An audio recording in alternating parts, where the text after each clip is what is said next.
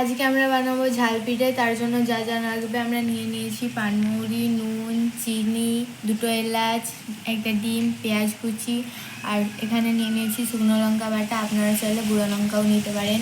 আর কালকে ভিজে রাখা চালগুলো আমরা বেটে নিয়েছি। আপনারা চাইলে মিক্সচারও বাটতে পারেন, এমনকি শিলেও বাটতে পারেন। এবার আমরা নিয়ে নিচ্ছি পেঁয়াজ কুচি।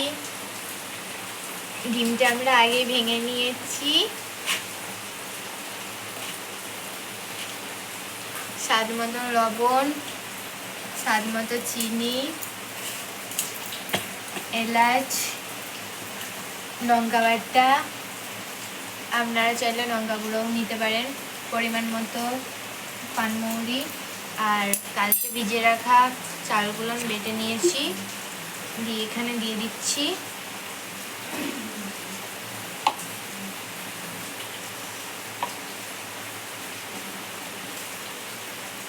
দিয়ে এগুলো সব আমরা মিক্স করব। আমরা গ্যাস জ্বালিয়ে নিচ্ছি, তারপর কড়া বস করিয়ে দিচ্ছি।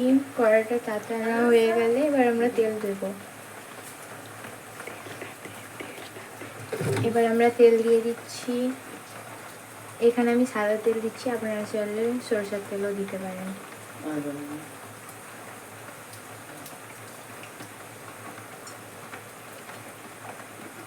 তেলটা গরম হচ্ছে, এগুলো আমি আগেই মিক্স করে রেখেছিলাম। গরম হয়ে গেছে, এবার আমরা দিয়ে দিচ্ছি 1 চামচ করে।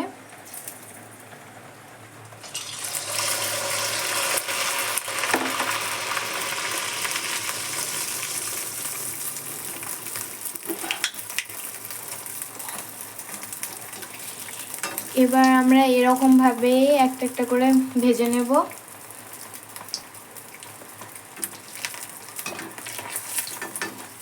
তারপর আবার দেখা হবে। ঝাল পিঠা তৈরি করা হয়ে গেছে আমাদের। আপনারা চাইলে এগুলো বিকালের নাস্তা হিসেবে খেতে পারেন। এটা খেতে অনেক সুস্বাদু হয়।